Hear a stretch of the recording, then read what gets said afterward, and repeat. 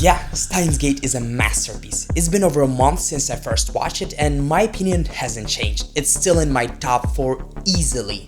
So in this video I want to break down all the reasons why this show is so unforgettable and what makes it so unique. Oh, and by the way, this video is for the ones who have already seen the show, so if you haven't, you better pick up your lazy ass and go watch it. Yeah, let's go.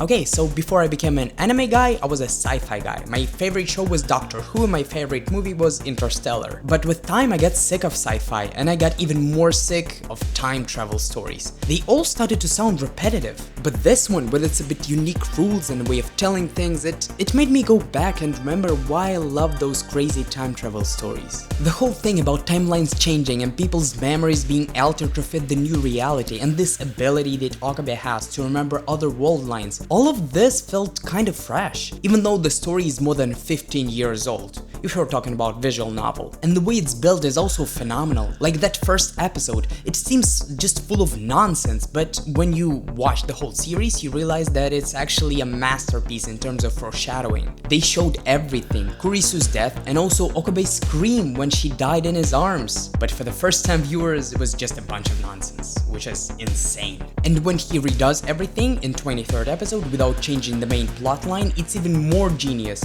because he lets out the same scream that he let out when Kurisu died. But now it wasn't because of her death, it was because he opened up his wound to fake her death. The same scream that he heard in episode 1 that made him come there and see Kurisu dead, and that led him to sending the first D-mail and so on and so forth. That way he started the main plotline.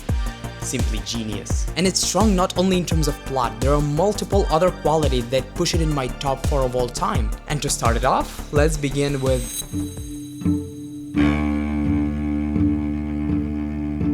It's similar to One Piece in that aspect for me, because One Piece hides all the dark stuff that it has behind its comedy and its delivery. But if you think about it, it's one of the darkest anime worlds ever created. And Steins Gate, it hides behind this chill slice of lifestyle, and it might make you think sometimes that it's not as dark as it actually is. Even if we cover one of the key events, that being Mayuri's death, it only shows us several times of Okabe trying to save her before he finally gives up. But later he tells Kurisu that he tried to save her dozens of times, and he says dozens easily, which means it was probably close to or over 100, and that means that most of his attempts were left behind the scenes. And in Steins Gate 0, he time-leaped 3,000 times to get back to 2011, but it was never really shown what mental torture it was for him, even though it was implied that it was excruciating. But actually with this one, I'm kinda mad that they made it this positive, because it could have been so much darker and as a result so much more impactful. Because just think about it, he probably spent years time-leaping.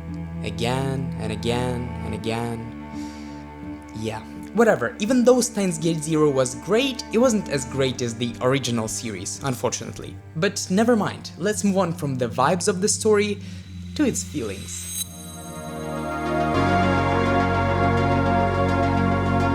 Yeah, I don't think I ever cared so much about a love story in a show, but it made Steins Gate so much better, and it made emotionally hard moments so much harder. The chemistry between Okabe and Kurisu was just there. It was so seamless. Maybe it was so easy for me to relate to this because I myself always try to irritate people close to me and my friends and everybody. It's just the way I do things. Maybe that's why interactions between Okabe and Kurisu just made sense. They felt like an extension of me in a way, I guess. But talking about emotionally hard moments, the way I felt after watching 22nd episode, I just can't describe it.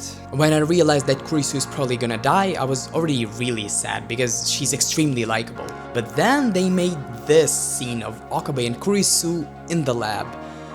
And my god, I already understood that she's about to be erased, so the closer they got, the harder it was on me. And in the end, when she ran back to him to say that she loves him, but didn't get to finish the sentence, it felt like the biggest letdown in the history of fiction. On top of all that, Kurisu and her twist made the whole plot much more predictable for me, which is my next point, by the way.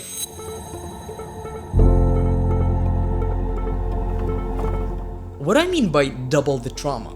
Well, let me explain. Usually, in a type of story like Steins Gate, someone newly introduced and extremely likable has to be the main tragic point of the story, and in our case, it was Kurisu. I started the series knowing that it is about time travel, and also that the main character suffers a lot. So when Kurisu got introduced in episode 1, I figured that he's gonna try and save her over and over again the whole series. But I was wrong, because author made a genius move. Instead, he picked Mayuri and let her die over and over again, and made us pay attention to her. And that worked because first, she's really likable too, and second, it was pretty hard to watch Okabe suffer like that. So this section of the story definitely did its job very well.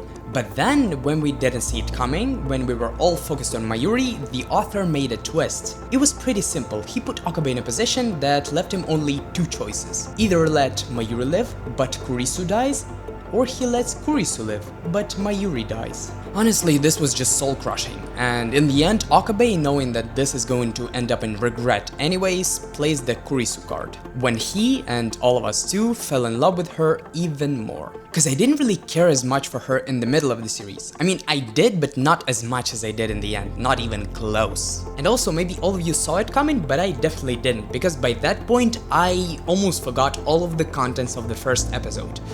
Yeah, lucky me, because that made it even more impactful. Anyway, it hit way harder than it ever could if Okabe all this time would just try to save Kurisu, and in the end he just failed. It was indeed a genius move. The author inflicted on us double the trauma, because he first hurt us with Mayuri's consecutive deaths, and then he hurt us even more when Kurisu passed.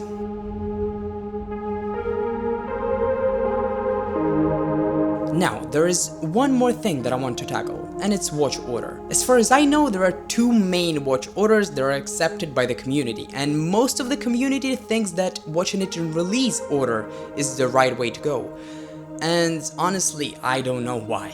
I did watch it in release order, but for me it seems like it would be so much more impactful if I could watch it in chronological order instead. Because if you watch it the way it came out, Okabe's in shock that he killed Kurisu for like 2 minutes of the episode, and then he finds a way to fix it right after, or rather the future him. At the moment it felt like such a crazy twist, but they didn't build on it, they didn't let it settle, they just fixed everything in 2 minutes and that was it. But if you watch it chronologically instead, and before they find the solution proceed to Steins Gate 0, this heavy feeling is gonna last till the end of Season 2.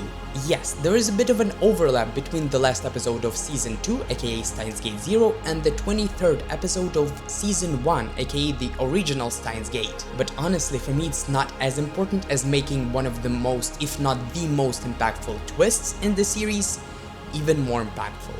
But maybe it's just me.